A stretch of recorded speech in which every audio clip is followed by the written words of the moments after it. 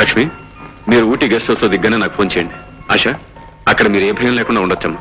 అన్నయ్య, నువ్వు లేకుండా వదిన నేను అక్కడ ఒంటరిగా ఉండాలంటే ఎంత లేదన్నా ఏదో భయంగా ఉందన్నయ్య. పిచ్చి పిల్ల, నేనుండగా నీకు భయం ఏంటమ్మా? ఎలాంటి ప్రమాదం నీకు రాదు. నిజమేనమ్మా, ఏదన్నా ప్రమాదం వస్తే పోలీస్ ఆఫీసర్ కాబట్టి మీ అన్నయ్య గారు భయపడాలి గాని మీకెందుకమ్మా భయం? కుక్కుని నేనెప్పుడు భయపడలేదమ్మా. కాసేపు నువ్వు నోరు ముస్తావా? ఇక మేము బయలుదేరతాండి. ఆశా పదమ్మా. అమ్మా, మీ ఆరోగ్యం జాగ్రత్తగా చూసుకోండి అమ్మా. నీ వంట బాధ తప్పిందిగా, ఇక మా ఆరోగ్యం బాగుంటుంది. వస్తానన్నయ్య.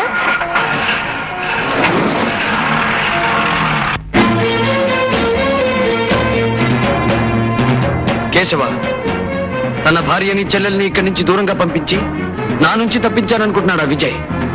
కానీ అతని చెల్లెలు ఆశ ఈ ప్రపంచపు చివరి అంచుకు పారిపోయినా ఈ పరశురాం పట్టుకు తీరతాడు.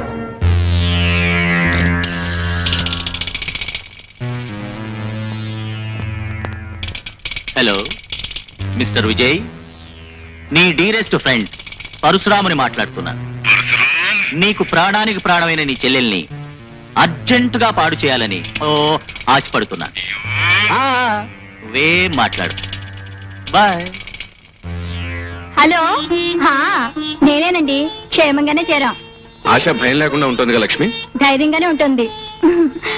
నువ్వు తొందరగా వస్తే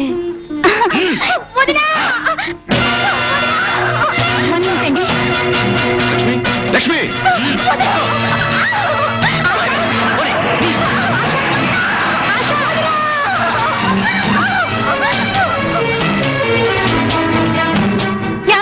ఏమిటి లక్ష్మి, ఏం జరిగింది?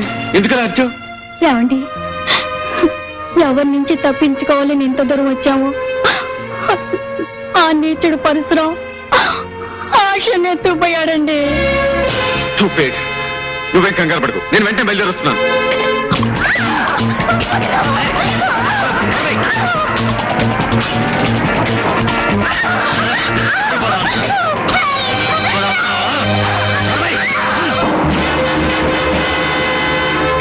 మీరు చెప్పినట్టుగా ఆశని కట్టిపడేశాను. Very good. నువ్వు తలుపులు తాళం వేసుకుని బయటకు వెళ్ళి. ఆశ, నీకు నిషాతో పాటు ఖుషి నేనిస్తా. కేశవ, ఏమిటి నువ్వు చెప్పేది నిజమా? అవును బాస్. అరిచి అల్లరి పెడుతున్నా ఆశాని ఆ జాకీ కారులో బలవంతంగా తీసుకుపోవడం నేను కళ్ళారా చూశాను. అర్థమైంది కేశవ. ఆ జాకీ ఎత్తేమిటు తను నేరం చేసి చట్టం దృష్టిలో నన్ను నేరస్తుడిగా నిలబెట్టాలని పనిచేస్తుంటాడు. కేశవ బాస్, ఈ ఊటీలో ఆ జాకీ ఉండే స్థావరం ఎక్కడ?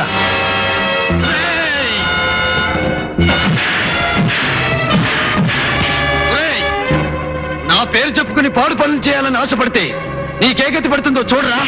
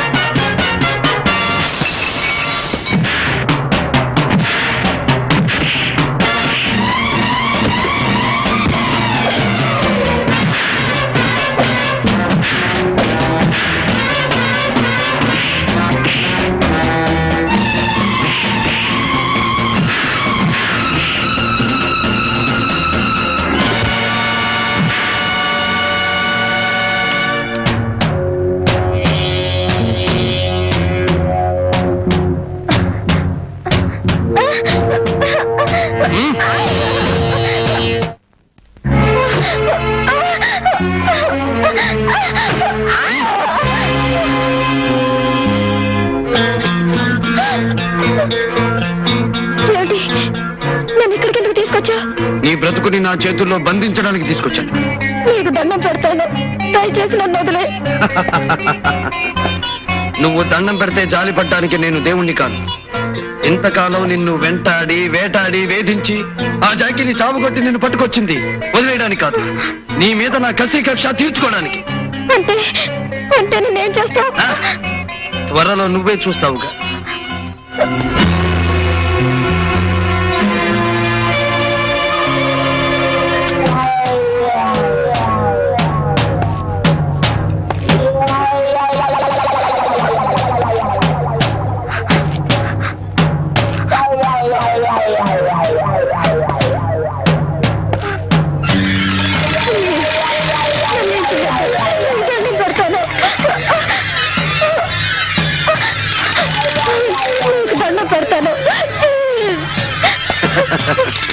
పంజరంలో చిక్కిన చిలకవి నువ్వు, నా చేతుల్లో నలగా.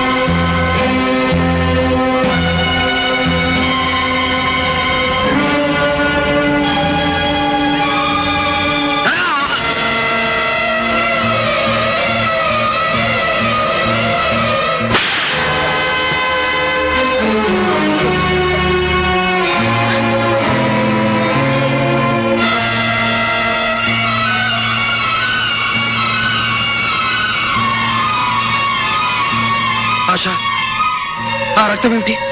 నీ ఒంటి మీద రక్తం ఏమిటి? తుడిచేయి, ఆ రక్తాన్ని తుడిచేయి.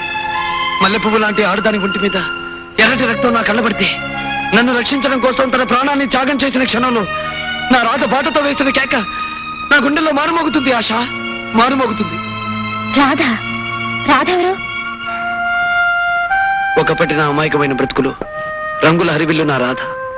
పువ్వులాగా దివ్యలాగా నా బ్రతుకులో నిలిచి ప్రేమంటే ఏమిటో నా మనసుకు తెలియజేసిన ఓ మధుర స్వప్నం నా రాధ.